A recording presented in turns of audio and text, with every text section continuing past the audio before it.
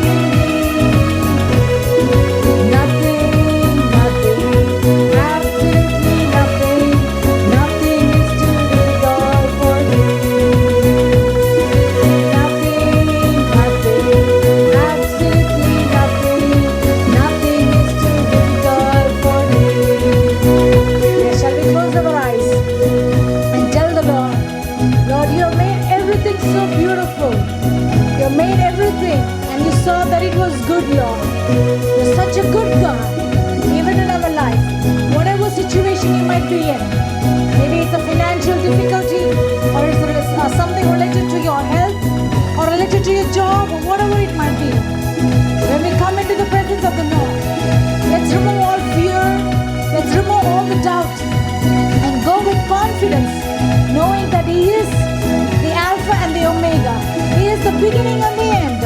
He is the same yesterday, today, and forever. And shall we say Him? Shall we look at Him and say, Lord, whatever I'm going through right now, You can do it, Lord. There's absolutely nothing, absolutely nothing. Nothing is too difficult for Thee. Nothing, absolutely nothing. Nothing is too difficult for Thee.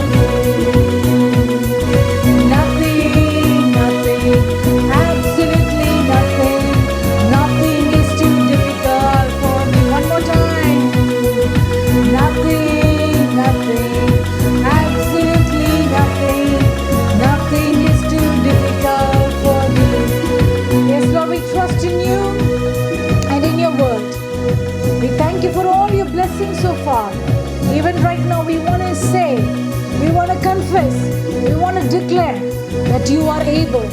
My God is able. Is there anything too hard for the Lord? Absolutely nothing. With man, this is impossible, but with God, all things are possible. Yes, Lord. We trust in You. We believe in You. Thank You for the miracle. Thank You for the miracle.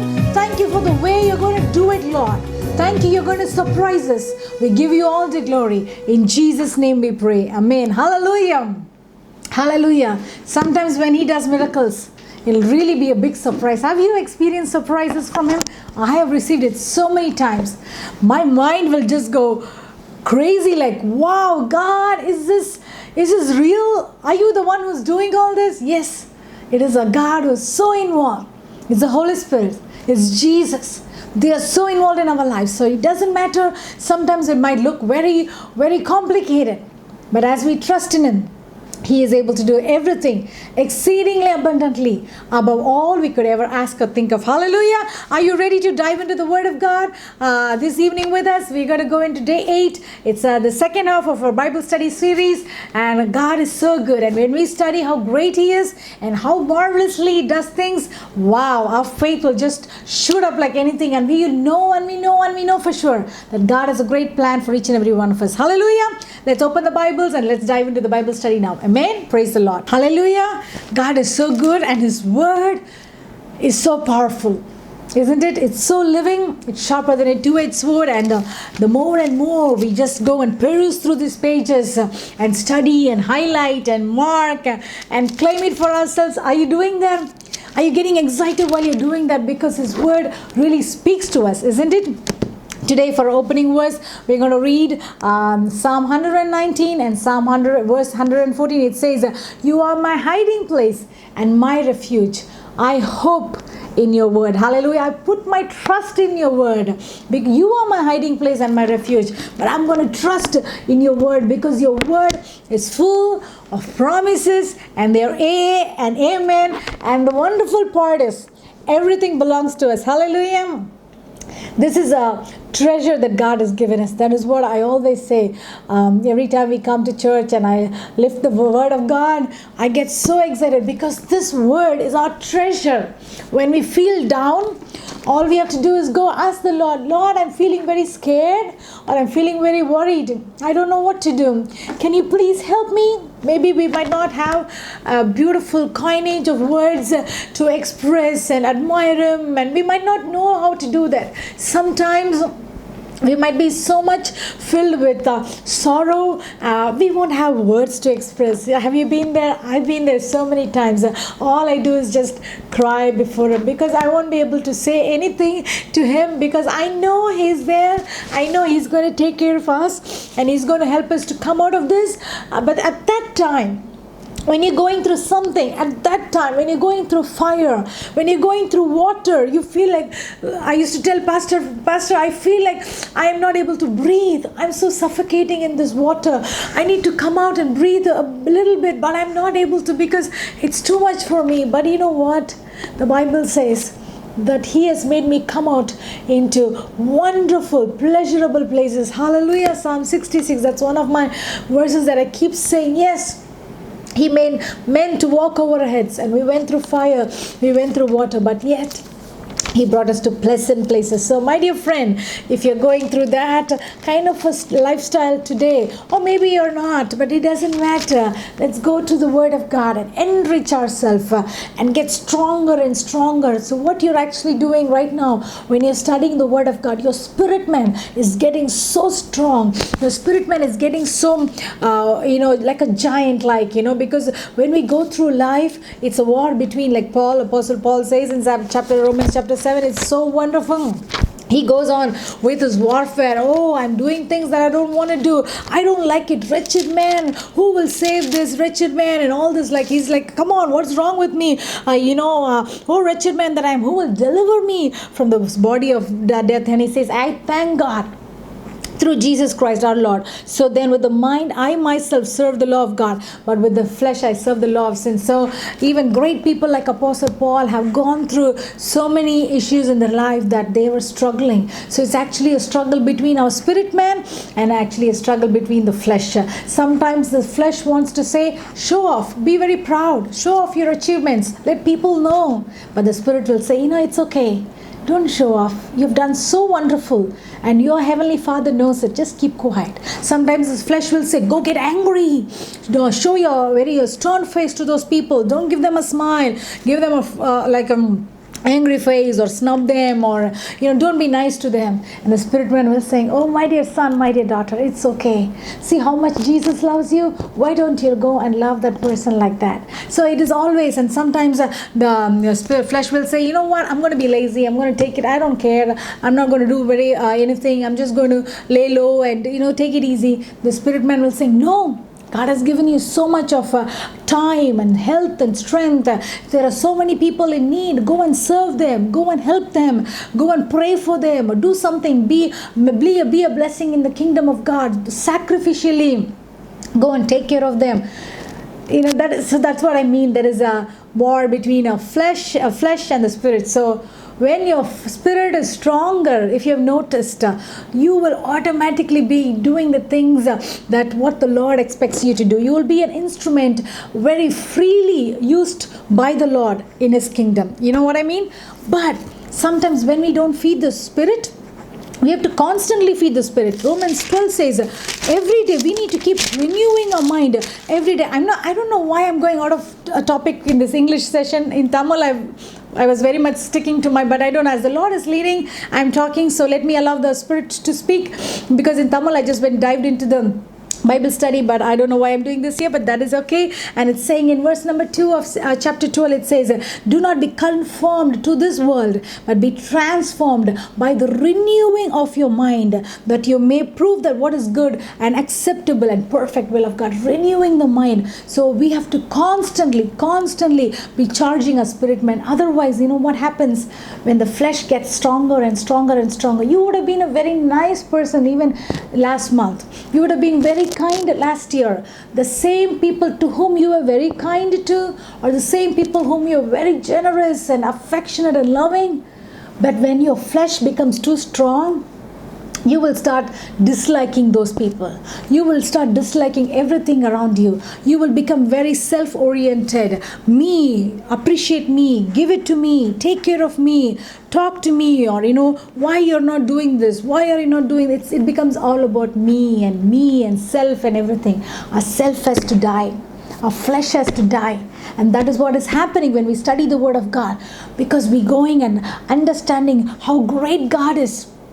We are actually giving more nourishment and more food to the spirit man. Maybe today you might not go through this kind of a battle again, because right now you're filled in the Word of God. But after we get back to normal life, you will go and meet with the world, and we'll have to go and deal with people. That is the time you will see a big difference. Wow, I used to be very cranky, and I used to be very finicky and very sensitive and always getting offended at people. Like today, the same people are doing the same thing which I got angry, but now I don't know, I have some kind of a love of God. I'm able to embrace them. I'm crying for them. I'm praying for them. That is the love of God. When the love of God comes, you won't even have control over it. You will automatically love people. Even if they try to hurt you intentionally, you will still be able to love them. Hallelujah. So that is what we are doing while we are studying the Word of God. The Bible is so wonderful. Thy Word is a lamp unto my feet and a light unto my path. Hallelujah. And the psalmist says, you are my hiding place and my refuge, and I put my hope and trust in your word. Let's put our hope and trust in the Word of God. Enrich ourselves, memorize it, so it automatically flows. When we speak, we will be naturally speaking the words of the Lord. Hallelujah. Praise the Lord. So today, before we dive into the new Assyrian Empire and all the kings, and this week is going to be like the second half, and we are going to see quite a lot of things, the major events we're going to see it this week, and we're going to start with an introduction and who the king is and everything. But as I have been sharing, miraculously, I have no idea, the Holy Spirit is so sweet, so cool, so wonderful.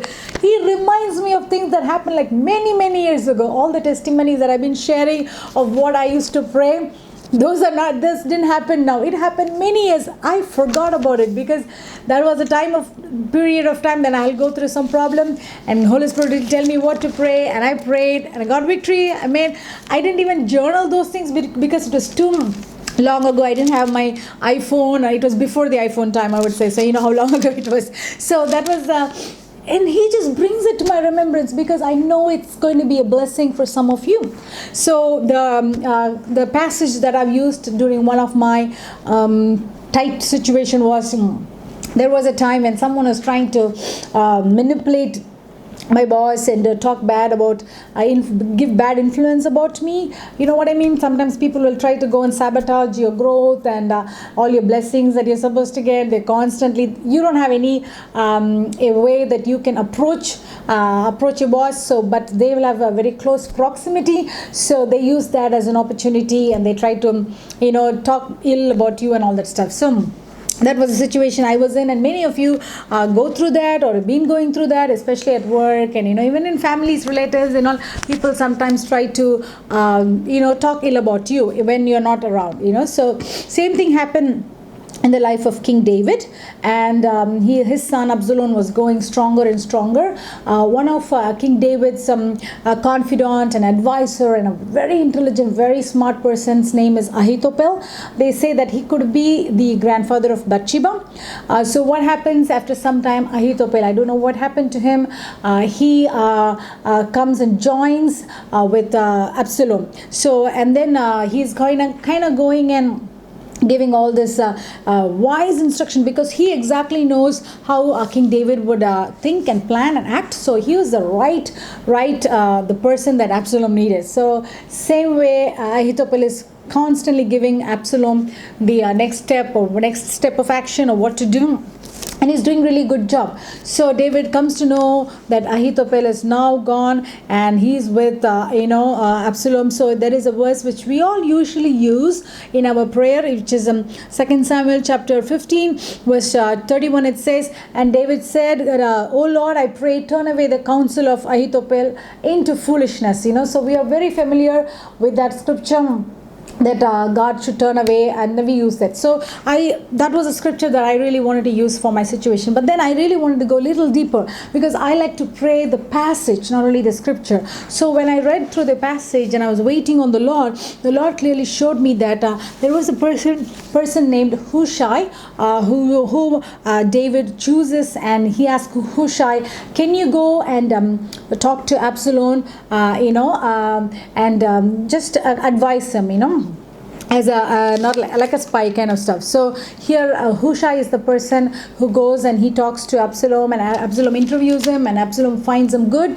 and Absalom hires him. Now he is also sitting with Absalom while Ahithophel is giving the advice. So in chapter 17, we all know the scripture very well. You might have memorized that psalm. It's a beautiful, chapter. It's a wonderful chapter, because here Ahithophel is giving an excellent advice to Absalom. He's saying, right now is the good time.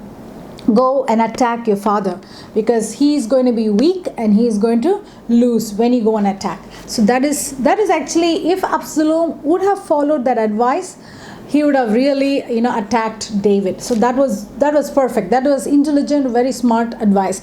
But at the same time, this person named Hushai, he goes and advises Absalom and saying, "Hey, no, don't do that. Don't even do that, because your father has got a heart of a lion, and people are so scared about him. So if you go now, it's not a good thing. So you plan like this and do it." So I'm not going to go into the detail. And he gives all the details of his plan of what he should do. And in the verse 14 it says, Absalom says, "For the Lord had purposed to defeat the good advice of Ahithophel, to the intent that the Lord might bring disaster on Absalom." Because he says, Absalom and all the men of Israel said, "The advice of Hushai the Archite is better than the advice of Ahithophel." Even Ahithophel will be laughing. "Hushai, I know you're a tricky guy. You're giving a foolish advice, and you're talking in such a way, persuading him. He's going to fall for you." Ahithophel will know that, because what Hushai is giving is not the correct advice. But God changed Absalom's mind to take up Hushai's advice. So in my situation, how I started to pray was, "Lord, I want you to change the advice of Ahithophel, but send me a Hushai." You know what I mean? Do you understand what I'm trying to say? I need a Hushai. No, I used to pray, "Give me Heshbon." Like I go into, give me this, give me that. Like, so send me the Hushai. Prepare an Hushai for me. That person who will go and speak on my behalf. Yes, the Holy Spirit is there to go and do things on our behalf. But sometimes this time the Lord led me to pray like that. A real person, just like that, a real person.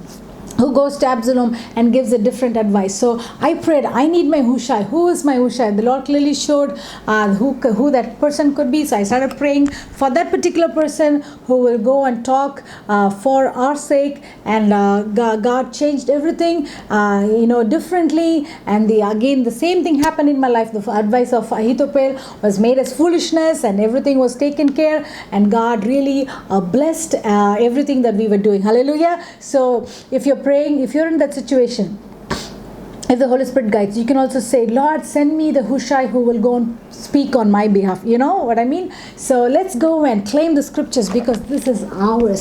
This belongs to me and you. 2 Samuel 17, how God changed. And you know what happened? He goes and hangs himself up, Ahithophel, and God gives him victory.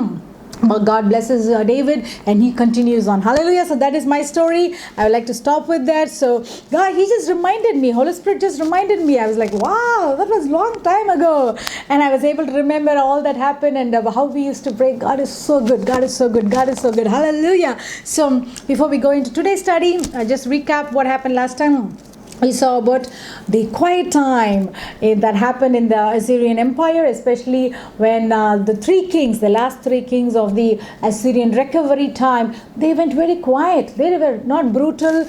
They were not wicked. They were not harsh, or they were not trying to destroy anything. They were so quiet. And a lot of biblical scholars, they kind of connect that to the timeline of Jonah going and prophesying in Nineveh, even though he really didn't want to go and do that. Sometimes God will ask us to do something which we really don't like. Sometimes it's happened to me. I really didn't want to do something. I was against doing something, but the Lord kind of like forced me to do that. I'll explain that testimony maybe a little later, but it was very hard. Just like Jonah, I've been there. I feel like running away to Tarshish, so far, 2,500 miles, so that it'll be too far long for us to come back. So a lot of times, even in our life, we'll be asked to do something which we really won't feel comfortable. But the Lord is so good. Jonah would have thought, what would these people do? They are brutal people. They will, crush me. They will destroy me. They will laugh at me.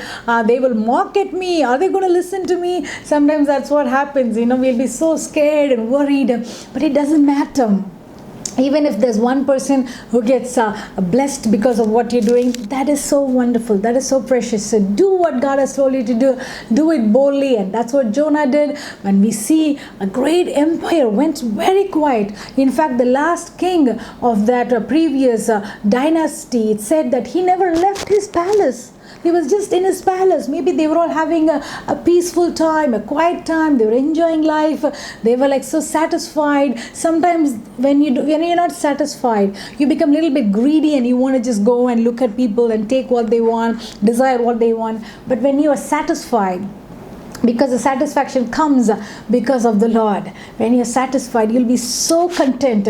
You'll be so happy with what God has given you. So probably these last three kings, like from Shalmaneser and onwards, they were very quiet. And so not only that, we also saw about Amaziah. He's a king of Judah. What he did was he goes to fight against the Edomites, and it was so interesting to find that the capital, the Selah, the place that he captures, is actually Petra. That's a place where we have been, and I was really fascinated to find about that, because that is so it's in the Bible, And after that, he becomes very cocky, Hey, I won this big thing. So, I'm like very big guy, So we should be very careful when God blesses us, and when God uses us, or something happens in our life, we see our blessing. We got to be very, have a humble heart. It's not really what we speak. It's the heart that matters, But at the same time, this guy Amaziah was wonderful. The promise was, that was a fantastic promise, which I really liked, because sometimes we will go and give something, or a money or land or something, a lot of people come and say, oh, I gave this money to this person, they have not returned, what do I do? So that promise was so wonderful. The Lord is saying, don't worry, I'll give you much more than that. So we closed with that promise yesterday. So if there is a loss that you had, or investment loss, or some kind of you had even a loss of peace in your relationship, maybe there is some kind of disunity or some kind of a distance in a relationship with some person, and you feel maybe within parents also or children, you might say, I've lost my love with and my dad and I, we are not in good talking terms, or my children and I, we are not in good talking terms, or we lost so many years of having a wonderful family. You might be worried, but the Lord is saying He's able to give you much more than that. He's able to give it back to us. Hallelujah. So claim the promise. It can be for anything. We know word of the Lord is so living. That is why it is living. We cannot specify that this promise is only for this particular type of prayer point. No. So because if you see in my life, I'm using Manasseh. I used Manasseh in my prayer, and I started claiming that. I've used Husha, Heshbon, or different people, Mizpah. I mean, everything. Yeah, that's what I believe. I believe everything is for us. Hallelujah. So don't limit yourself to the few scriptures that you normally pray. Expand it. Go into them. There's a big revelation that's waiting to pop up before you, so that you can claim it and you can start enjoying it. Hallelujah. I get excited because God's word is so wonderful. Then we also saw about Jeroboam. Number 2, he's one of a great king. He and Uzziah were contemporaries, and when they reigned, there was very much of a peace, and they were able to expand Israel and Judah. So today you're going to see the map where it's going to get shrunk, but those two guys, they really did good, and God was able to bless them and expand things to them. And we also saw about Joash. He was a great king, very young boy, but as long as he had Jehoiada, his uncle, the priest, to help him, he was doing good. But then after that, he kind of like did things that God didn't like. So I encouraged, if you are a Jehoiada, if God has given you a word, just go and encourage people, and always make sure that every one of us, we have our Jehoiadas. Even Pastor Caleb and I, we have our mentors. We always connect with them and check with them after we pray things, and the Lord is saying good to go, we also talk to them. So always have people where you can go and sit with a humble heart and allow them to speak. But at the same time, I also gave a balance, saying that some people like to poke their nose into everyone's affair in every area. It doesn't matter. Some people will come and say whether I don't know whether they really heard from the Holy Spirit or not. By the way, they'll come and say, you know what, you should not do this. Like, are you sure? Is this the Holy Spirit tell you, or are you saying it out of your flesh? So we have to be very careful. It's not that I'm not talking for someone else. Even I have to be careful. All of us have to be careful when we go and advise somebody. Let's be a little bit sensitive, unless and until the Holy Spirit says. We don't have to advise everything to everyone. All right, praise the Lord. So I'm going to stop with that. That is the what we saw last session. So today we are going to go into a new era, which is called as the Neo-Assyrian time, and we're going to see 3 kings today. We're going to see Tiglath-Pileser. His name comes in the Bible many number of times, and Shalmaneser, number 5. So we've been seeing many Shalmanezers, so you don't have to worry about all the other Shalmanezers. Maybe Shalmaneser number 4, because it's black obliques, and Jehu, king of Israel, goes and pays him tribute. We can kind of like keep him in the back of our head, but this guy is very important, Shalmaneser number 5. And then we are also going to see Sargon 3, and those are the 3 Assyrian kings we're going to see today. Sargon number 2, and we're going to see quite a few of kings of Israel and Judah.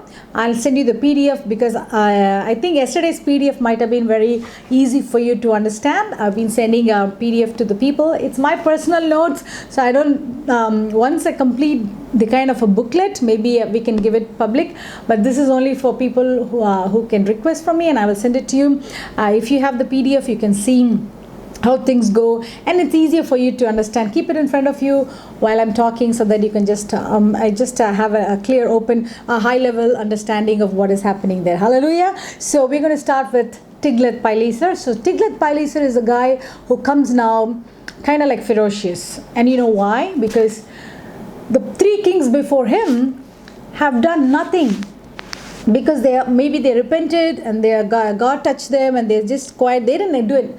They did nothing with respect to expanding the Assyrian empire. So he's like, what did you guys do? What is happening? Why is it still not expanded? By the time you should have done, by the time I have come to be the king, I should have had a very big empire. So he is like trying to do double, triple speed, for all the expansion. So before we proceed further, let me show this image where you see at the time when Tiglath-Pileser, when he becomes king, the Assyrian Empire was just in the yellow, just a small region.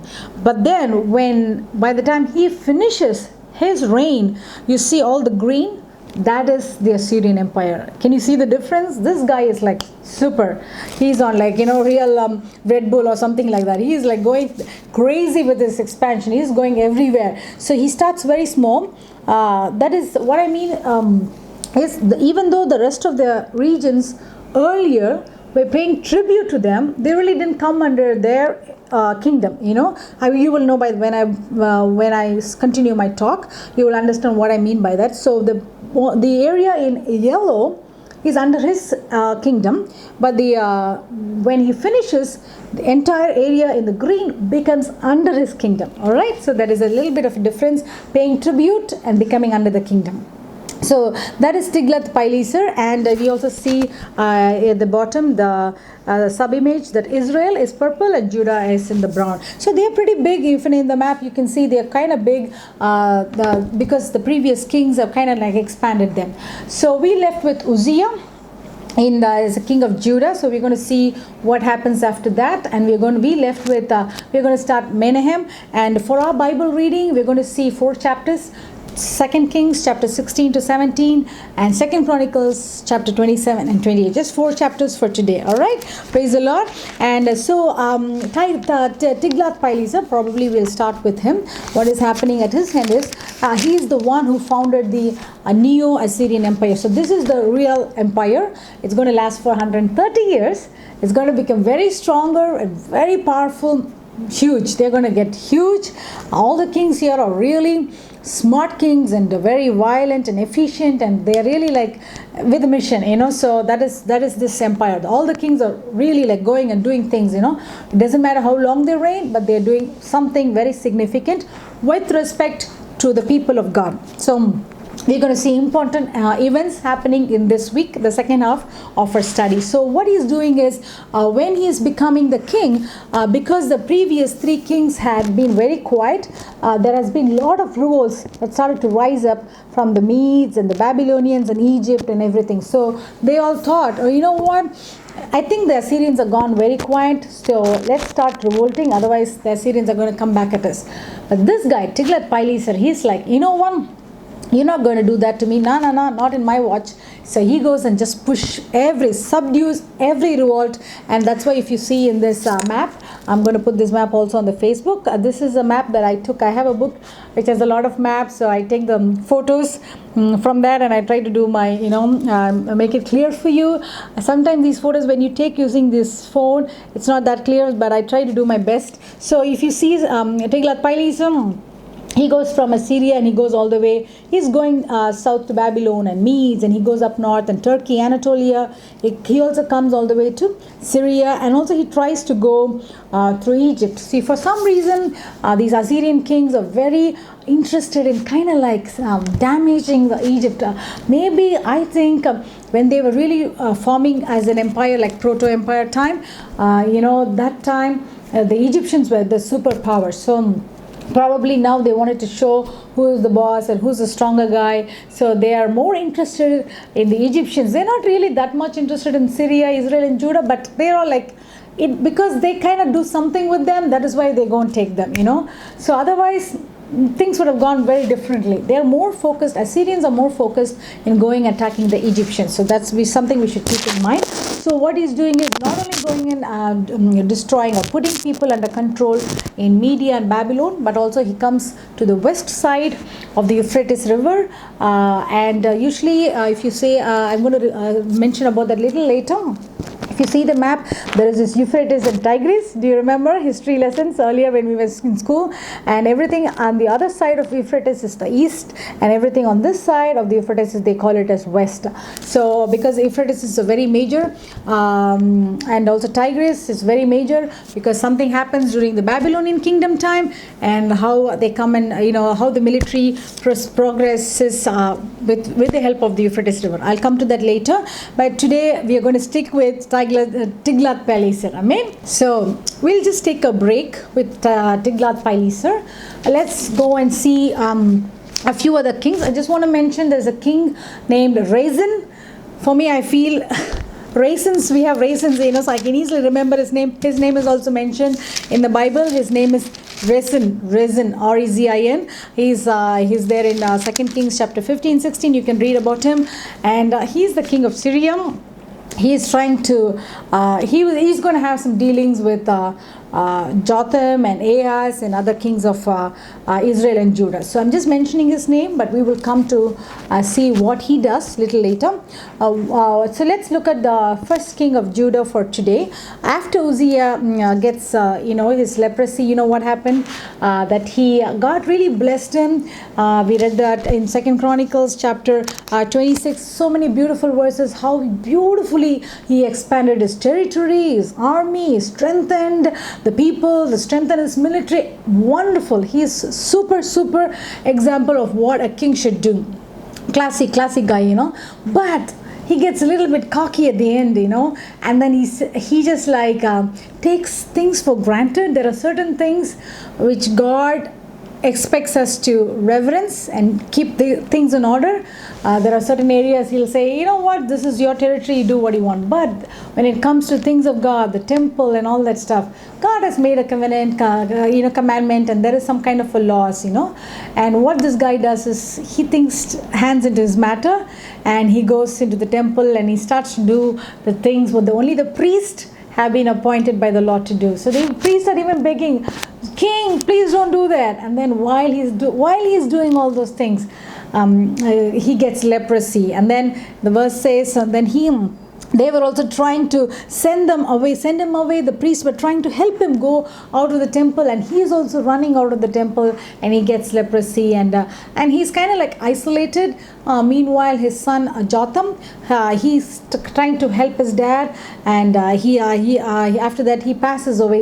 King Uzziah of Judah, he passes away. Then his son Jotham, he comes to reign instead. So this guy Jotham is not very little is mentioned about him in 2 Chronicles chapter 27. The entire chapter, it's a very small chapter, only 9 verses, but it is so fantastic. Even in the 9 verses, and even in Kings we read about him, not much is mentioned, just a few verses, but from that what we read is there is nothing bad mentioned about him. If you talk about Pekah, there's less number of verses mentioned, but still something bad is mentioned about him, But this guy would have been really a good guy, Jotham, and he did such wonderful things. He didn't want to join the coalition with Rezin, the king of Syria, who's trying to start a coalition.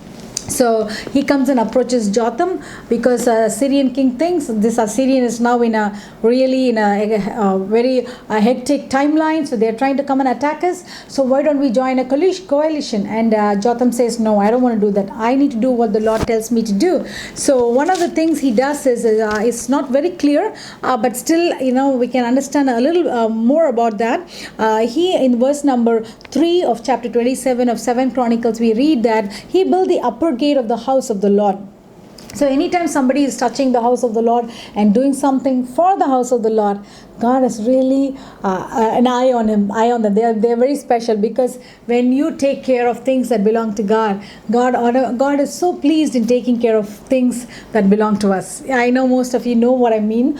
So this guy is so much involved in taking care of the house of the Lord, and he builds an upper gate. He is very clear of what his role is. He knows that I'm king, I'm not a priest, and I cannot mix those roles. That is anointed roles. Unlike my father Uzziah, who did not respect or reverence that position of the priest, God was very displeased. So I don't want to do that. I want to be so careful and give reverence to all the things of God. So he's building an upper gate in the house of the Lord. So he's actually building a link, in the temple of God.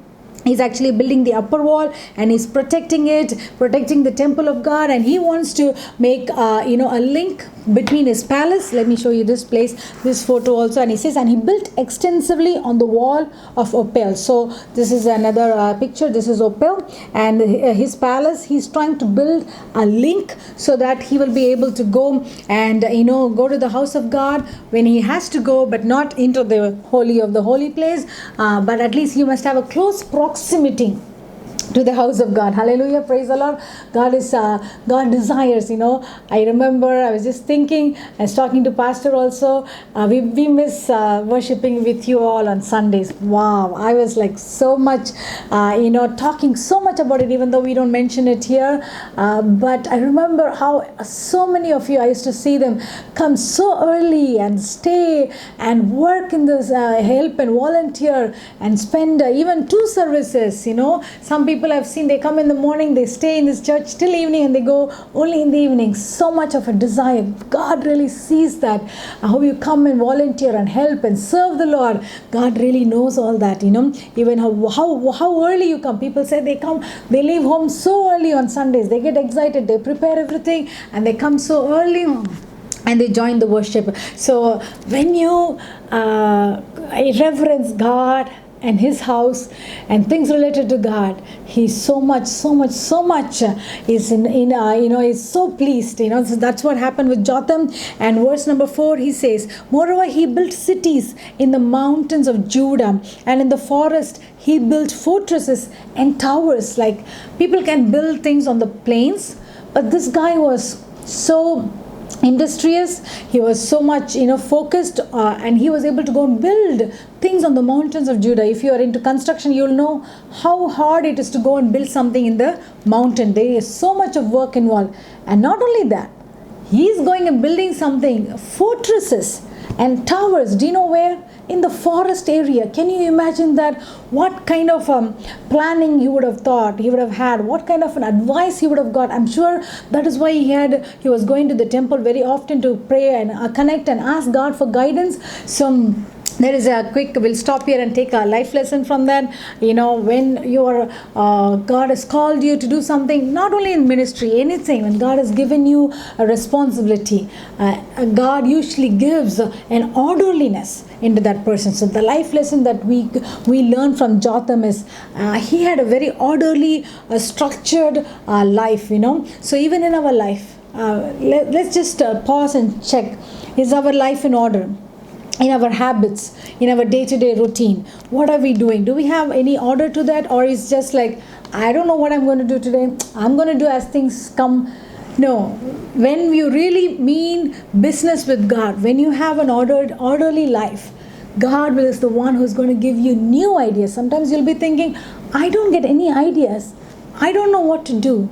Before that, God is watching whether He can trust you with fantastic ideas. God is the creator of ideas. He has so many ideas in every field, in every area. But He's looking for people whom He can trust and make them execute. Can you imagine? God trusted Jotham, and He asked him to go and build fortresses in the forest. He has to go and do so many things. It was not easy, but God gave that excellent idea. So if you're a person saying, I don't have any creativity, no, my dear friend, if God is your Father, He will give you wonderful ideas. All we need to do is, we should have a structure in our life. God should be able to see, what? I can trust this girl, I can trust this guy. When I give them this work, they're going to do it perfectly. They're going to do it excellently. They're going to do it for me, So that is a life lesson we take from Jotham, to live a life of orderliness, because God is looking for such people to whom you can give creative ideas. Hallelujah. Praise the Lord. So nothing bad is mentioned about him. He's a good king. And after that, we read that he is followed by King Ahaz. He is the father of Ezekiel, but he is not a good king. You all will know about him already. He's not that kind of he's just doing evil in the eyes of the Lord. So we're going to come back to Ahaz. Meanwhile, let's switch gears and go to the king of Israel. Quickly we're going to go through these kings, because nothing much is mentioned about them, and they're not done anything significant. In 2 Kings, if you go to chapter 15, from verses 17 to 22, you read about a king of Israel named Menahem, and what he's doing is, while he was there as a king, there is a person called Pul. His name is Pul, but king of Assyrian, verse number 19. Don't get confused. Pul, I don't know why they write him as Pul. His real name is Tiglath-Pileser. In my side note, that's what it is written. In verse 29, we read that he's Tiglath-Pileser. So he's the same guy who comes and meets Menahem. And what Menahem is doing is, He's afraid that this Assyrian king might take him over and destroy him. So he's going in paying tribute. So kings of Israel have already started paying tribute, like Jehu. So it was nothing very very surprising, because they're already following the father's footsteps.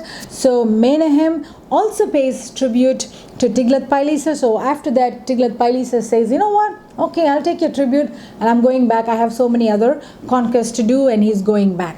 So that is about him, about Menahem. After him comes Pekahiah. It's a very interesting name, and he's also, just a few verses about him, and he's also doing evil in the sight of the Lord. And after that, there's a king called Pekah. So while Pekah is also an evil king, he is also very scared of what is going to happen, because now they all know this guy, new guy, he's come, who's very violent and brutal, and he's just creating havoc everywhere, trying to destroy people and take things into his hand. So he is approached by Rezin, the king of Syria, who's saying, you know what, why don't we go in for a coalition? So, and this Pekah is a person who says, okay, you know what, I'll join the coalition. And this is another map that I picked from my book.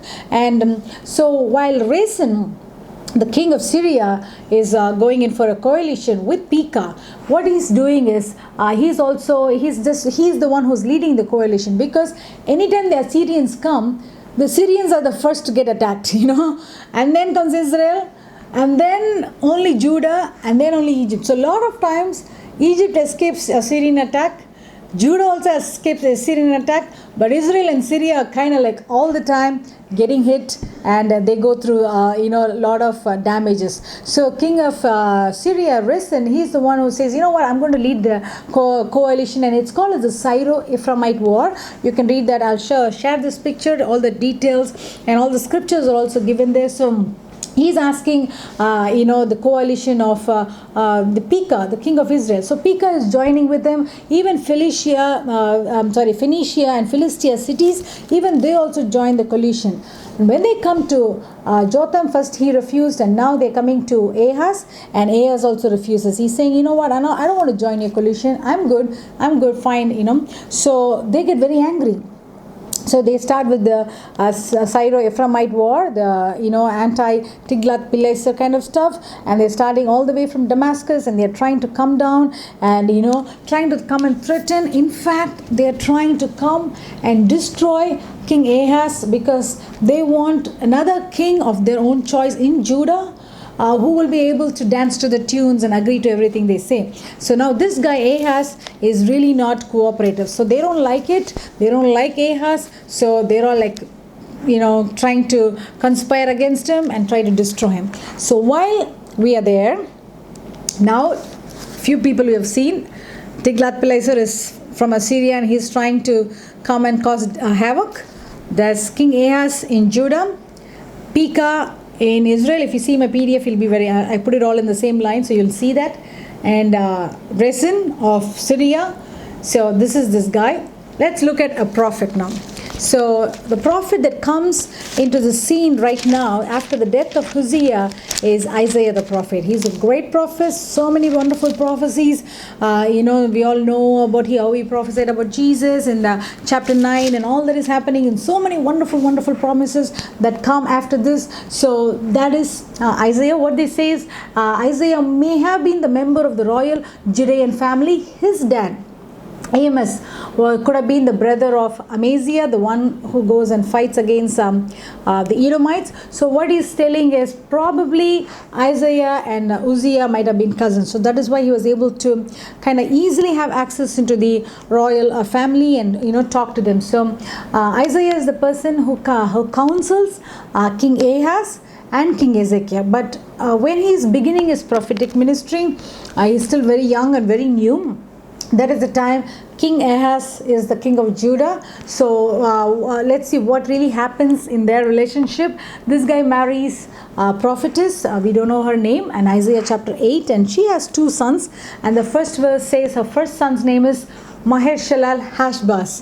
This used to be a Bible quiz question when I was growing up, which is the longest name in the Bible, Maher Shalal Hashbaz, Isaiah chapter 8, verse 1. And the meaning of that is, hasten booty, speed to spoil, which actually means about the Assyrian people. His second son is Shea Shabub. He comes in this chapter that we are going to read now. And a lot of things happen. Wonderful counsel he gives to King Hezekiah, and God really uses Isaiah in helping the people of Judah. But while he is now very new into this ministry, that is the time King Ahaz is king of Judah. And when this particular problem is happening, like Rezin, the king of Syria, and Pekah, the king of Israel, they're trying to come and destroy Ahaz. He's so confused. If you read chapter 7, I think, I don't know how many of you really know what is really happening in Isaiah chapter 7.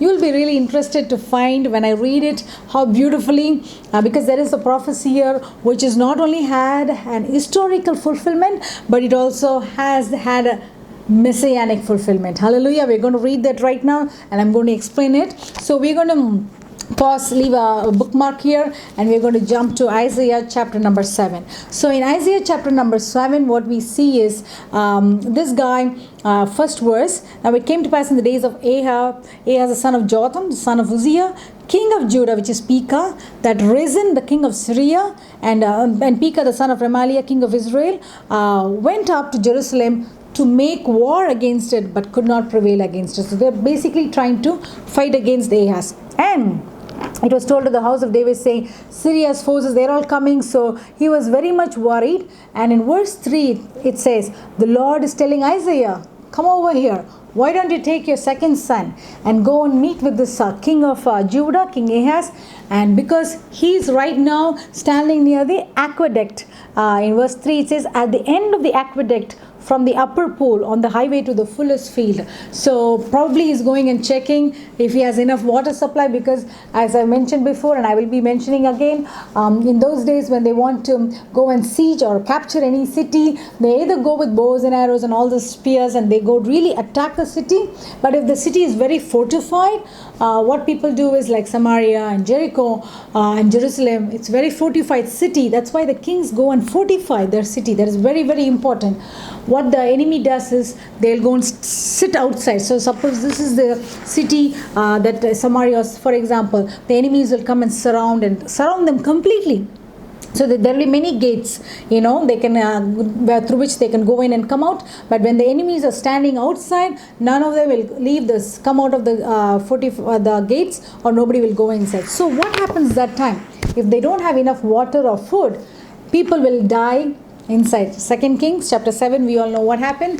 They were really losing it. So that's why Jericho, it was called as a very strong city, because they had a spring inside their city, and they will be self-sufficient for 3 years, even if they didn't have to leave outside their city town. Amen. Chapter 7 of Isaiah is actually talking about the Syro-Ephraimite war. I'm going to show you a picture of that. I already showed you that. So this is the Syro-Ephraimite war. They're trying to come and attack, attack Ahaz, and they wanted to take control of him and actually throw him away. But the Lord is telling Isaiah, go tell King Ahaz. I know he's an evil guy, but still go and tell. He's right now standing near the aqueduct, because he's worried whether if someone comes in for a siege, whether his fortified city will be able to withstand that. And when you read about Hezekiah, he builds the tunnel. That's one smart thing he does, and that's so that he'll have water inside the fortified city. So this guy is going and checking his aqueduct in the upper pool, and you read Isaiah is coming and saying, take heed and be quiet, do not fear or be faint-hearted. And my Bible says, for these two stubs of smoking firebrands. Wow, this I'm really like, so this guy is really, the way he talks about that is so cool. He's telling and he says in verse number 7, thus says the Lord God, it shall not stand, nor shall it come to pass. For the head of Syria is Damascus, head of Damascus is Rezin, and blah blah blah. They're all going to be destroyed.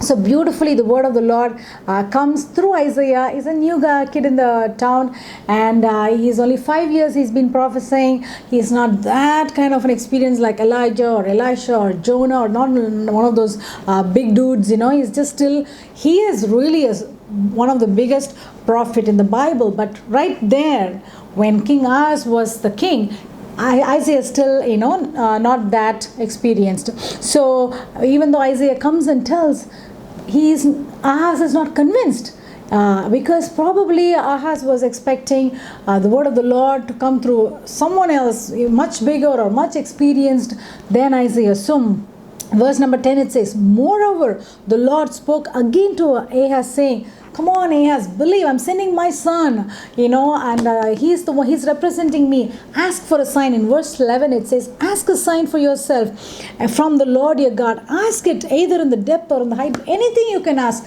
it, up there or down, whatever you ask for a sign.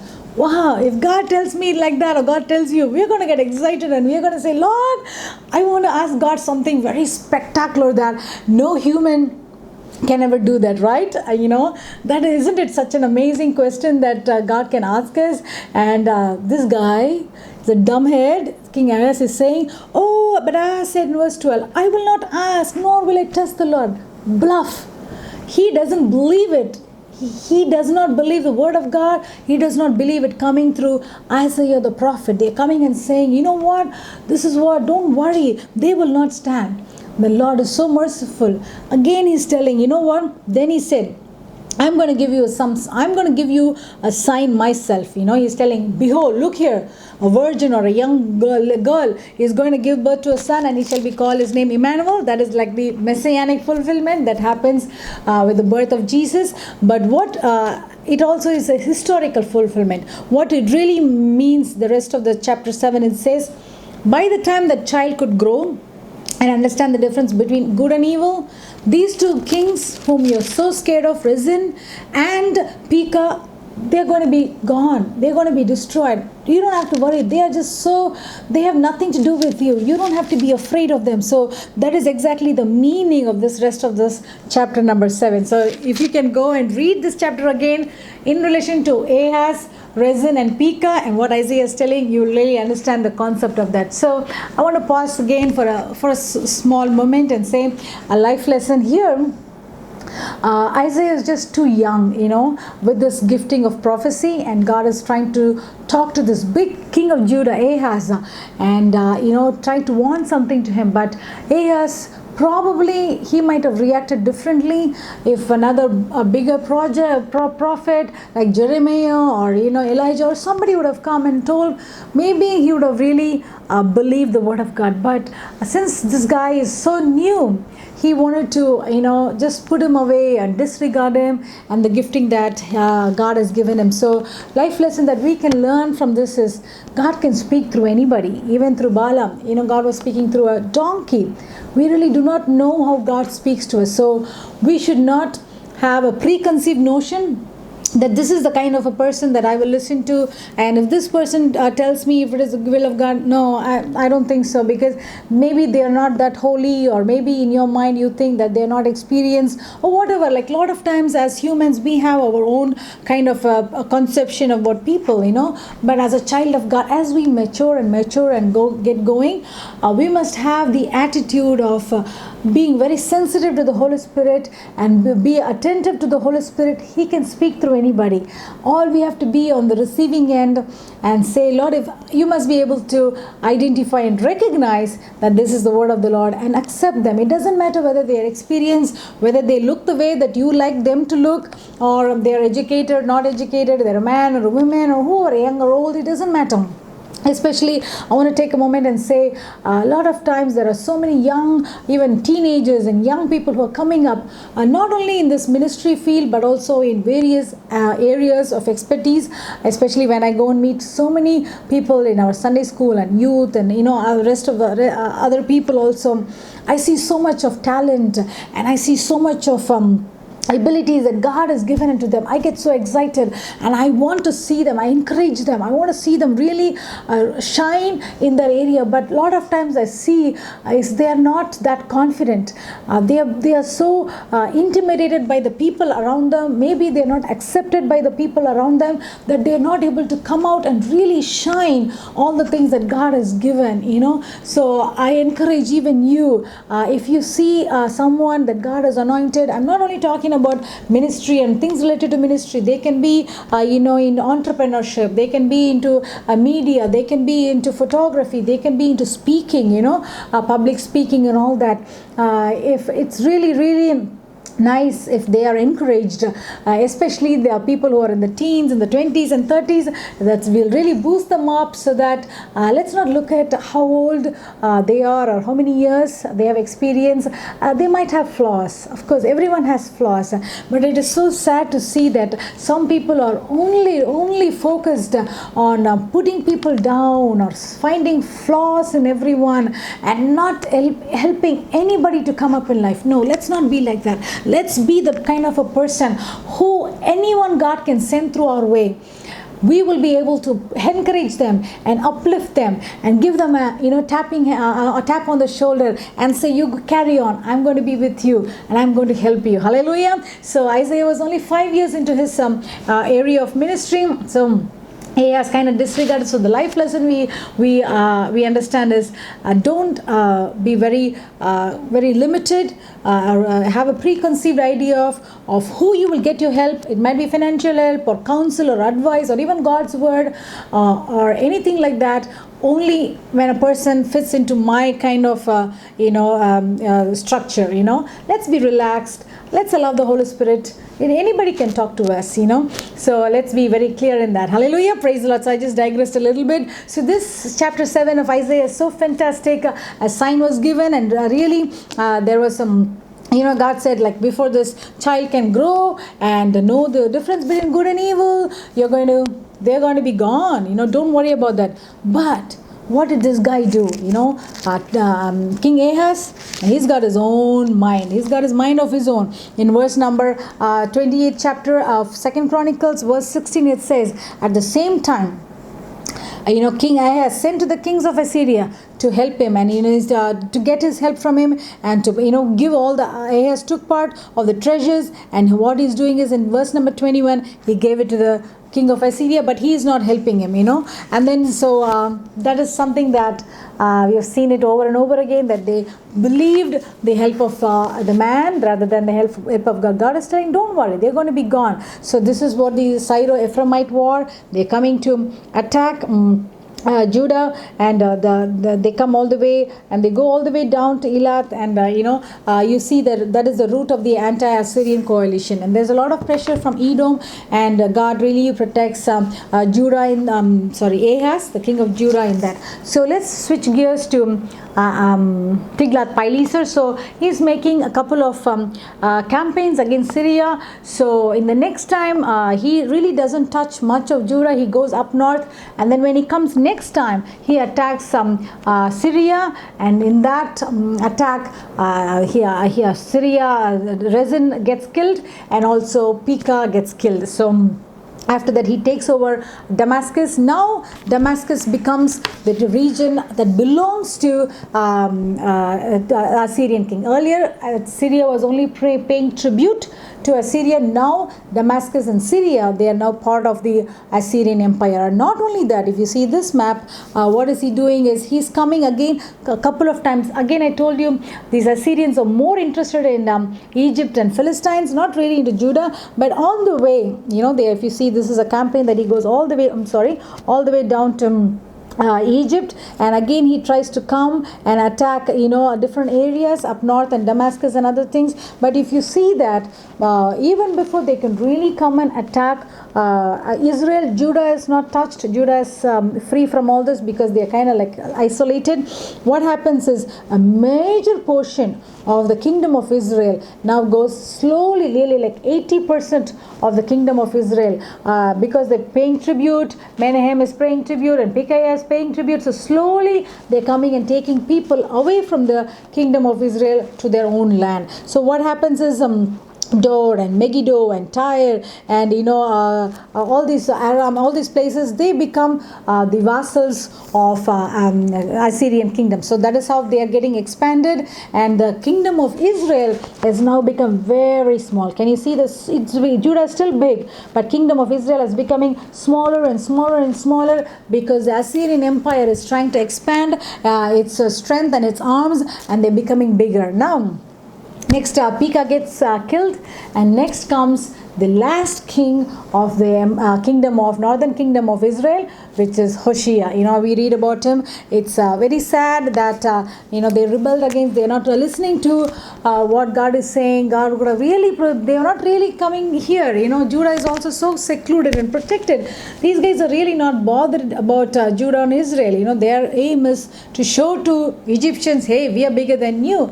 But just because these guys joined coalition with Syria, Pekah, he also gets killed, and he comes inside because of that and takes regions of Israel. So the next king is Hoshea in chapter 17 of 2 Kings. Hoshea is still continuing to pay the tribute. So while Hoshea becomes the king, what is happening with Tiglath-Pileser is he's finished his campaign here. He is happy with all that expansion that he has done. Now he's going back to his hometown because there's some kind of a civil war that is going on. So if you see this picture again, it initially started with just this yellow portion, but now, as I told you, even it has come down all the way here into Aram Damascus is taken, and a portions of Israel is taken, and every area in the green is now become part of the Assyrian Empire. And Tiglath-Pileser, he goes home, and then he remains king there, and then he dies. And after that,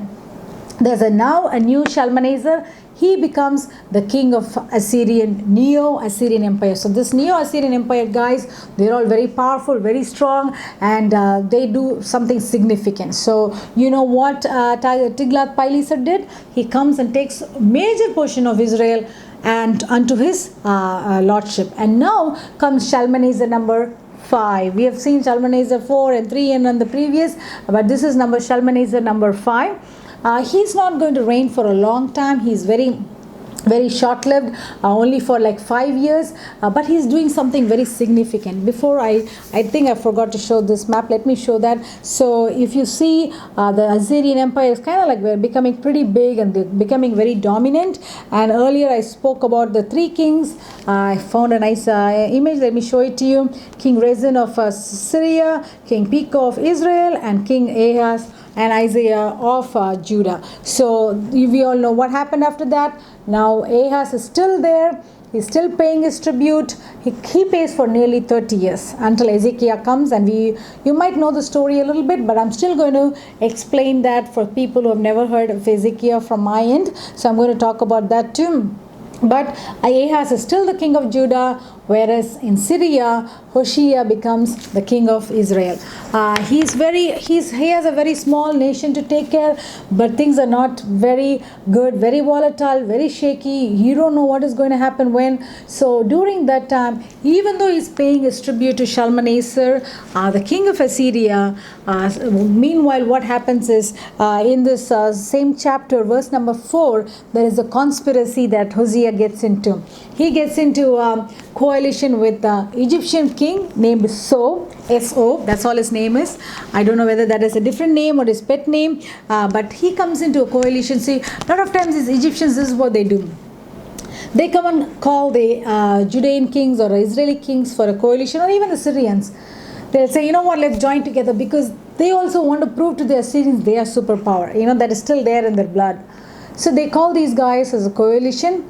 But once everything is said and done, because they're so far away, they don't get attacked, or they don't get any injured or any damage. All the damages happen only to Syria and Israel and a little bit to Judah. So these Egyptians are very smart. So even this time, he's going and talking with the king of Israel, Hoshea, and he's saying, you know what, stop paying the tribute. It's okay, I'm going to join with you. Let's go and fight against Shalmaneser. Come on, Hoshea. Everyone are trying to fight against them. Like, just don't go and join a coalition. Trust in your God, and God will give you a way to come out of that. Why are you going and joining a coalition?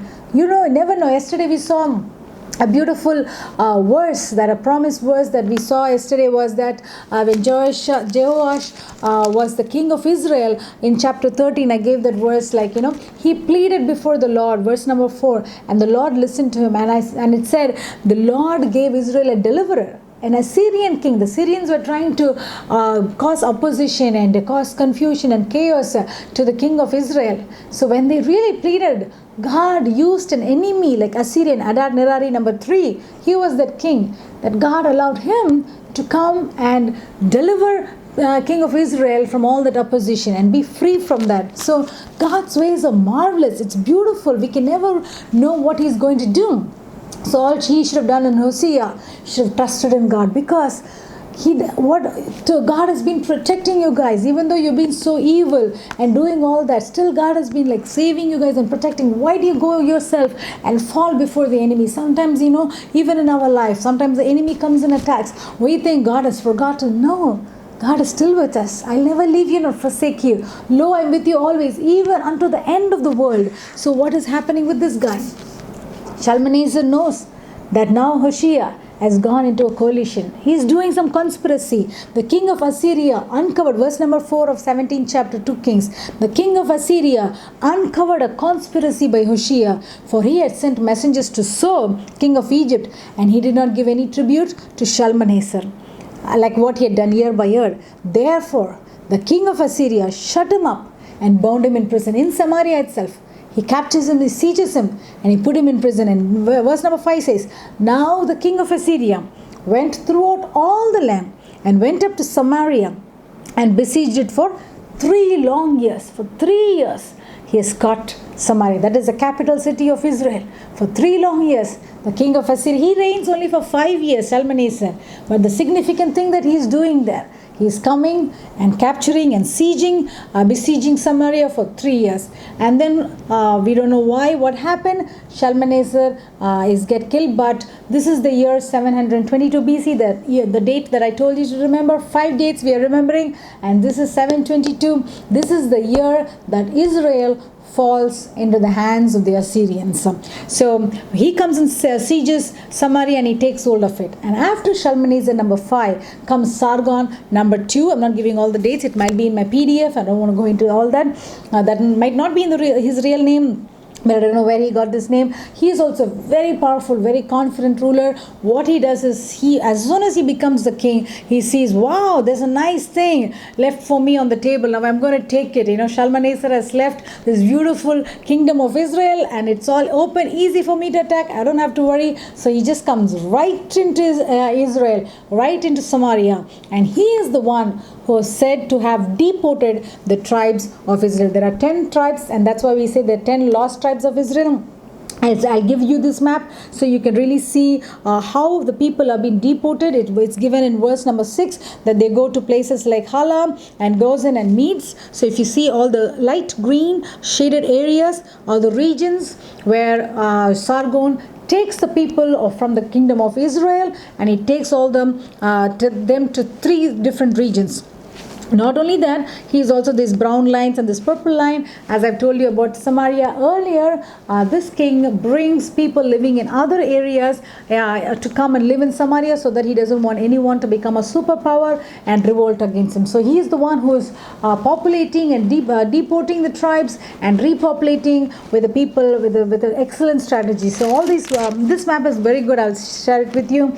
Even in verse number 24, he is going into Sephraim, Babylon, Kutha. So all the places are mentioned here, and he is bringing people from all those places and he brings them into Samaria. That is why even then it's written here that the people were very angry. The people of God were very angry that all the different foreigners were doing their own way of worship. So they're also kind enough to bring a priest back, one of the Israeli priest back into Samaria, so that they can come and do the rituals and teach the people. So all that is happening. So this is the map that happens when the Assyria takes control of Israel, and Israel, now the kingdom of Israel, is fallen into the hands of the Assyrians. So sad, so pathetic, but we're going to see what happens after that. And now everybody has scattered. There are a lot of people, they say that they might have come into Jerusalem and taken refuge there.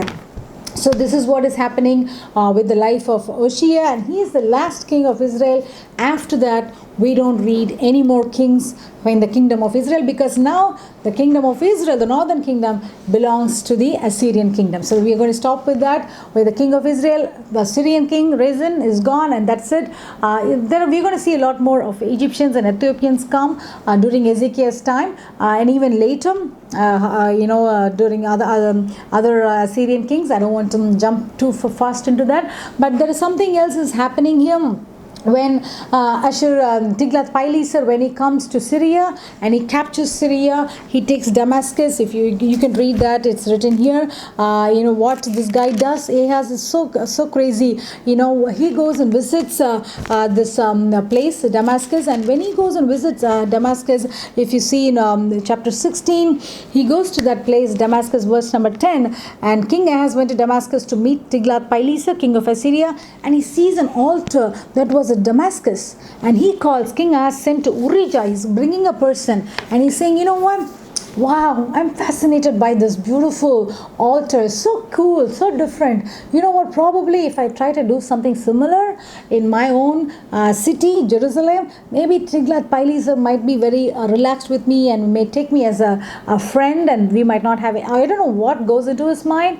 He copies the diagram. You can read that in the rest of the verses, and he gives it to this guy Urijah, and he asks him to do the same design in Jerusalem, and he keeps checking on him, and he tries to take everything from the temple of God and use it for this new altar, and he's bringing his new kind of worship. I don't know what happened to him. So this is the kind of an altar that he saw in Damascus, the Syrian area, and he tries to bring that into Jerusalem and make the people follow the same rituals. So that is really bad of what he did. God was very angry with that, but his son Ezekiel, he goes and destroys everything eventually. So after Salmanasar, there's another king called Sargon number 2. As I told you, he is the one who's very vital in sending the people away, deporting. But while he's still doing that, while he's happy and he's doing that, trouble is brewing everywhere, especially in Egypt. There's kind of a revolt. People are getting standing, trying to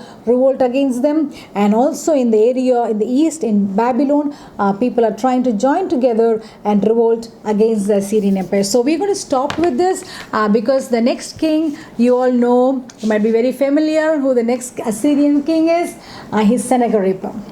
We all know about Sennacherib, and we recently saw the details in the 21-day fasting and prayer. Still, I'm going to go into the details for those who have not listened to it. In this continuity, if you listen, it might make a little bit more a different sense to that. And also the king of Judah. No more kings of Israel. We are done with them. That's it. They fall into the hands of Assyrian Empire. So now it's King Ezekiel, who is the king of Judah. And then we're going to see what happens after that. A few more Egyptian kings. And this week we're going to see a little bit more powerful kings from Assyria. Hallelujah. Praise the Lord. God is good. And when we read and study all this, it really gives us like, wow, God is so much involved. He's really telling Ahaz, ask me for a sign, dude. I'm going to give it to you. I'm going to help you. But, this guy is not kind of a different crazy guy, So we're going to finish with this, and there is a promise verse that I'm going to read today.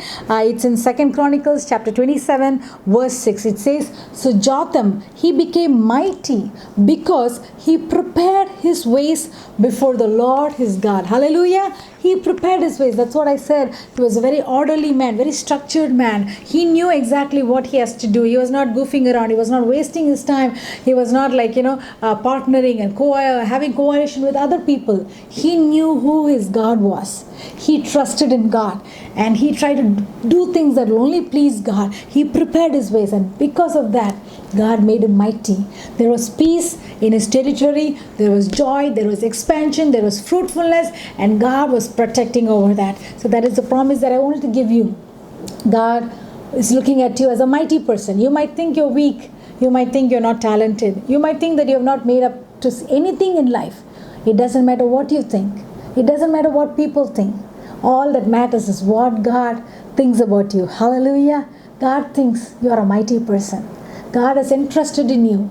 As long as we prepare our ways and walk right before the Lord, He's going to make us mighty and do great exploits for the Lord, the King of Kings, our Savior, our Redeemer. Amen. Hallelujah. So So I'm going to stop with this. We're going to continue the rest of the Kings tomorrow. So it's so wonderful again to study the Word of God and to possess it, own it, claim it, declare it, confess it, and let's see everything come into life as we believe in the Word of God. Hallelujah. All right. Praise the Lord. Let's close our eyes and ask the Lord to bless us, protect us in this time of lockdown and all that is happening around us. I know it's so difficult sometimes. It's very difficult. I know all over the world, everybody are going through tough times, not only emotionally but also financially, and we don't know what is going to happen next.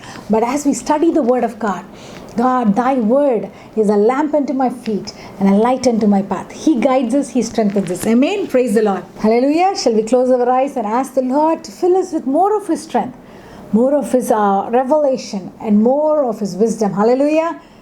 Dear Heavenly Father, we thank you for this wonderful, wonderful time that we can sit at your feet and ask you to reveal your holy oracles to us, Lord. Lord, I pray that, Lord, as we are studying and meditating, let everything become so personal to us, and let us get new revelations, because your word is so living and powerful.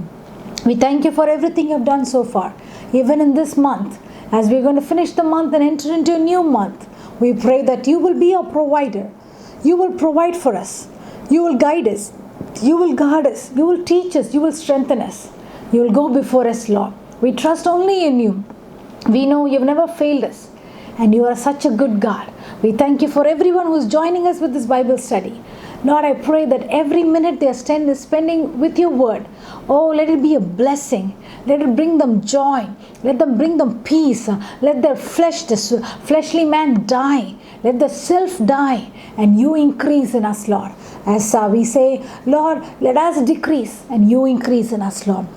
Also, let our faith increase in us, and let our worship time increase, Lord, that we will make the best use of this time that you have given unto us freely, Lord. Because once we come out of this, help us to come out like giants, trusting in you, believing in you, and being a blessing in your kingdom. We give you all the glory. In Jesus' name we pray. Amen and amen and amen. Hallelujah. One of my friends, she sent a text saying, thank you so much for this Bible study, because you made our idle time, ideally idle time, into an ideal time. IDEAL. What I like the wonderful, brilliant coinage of words. I told her it's wonderful. I like it. Yes, that is very true. When you really read the Bible, we are not wasting time.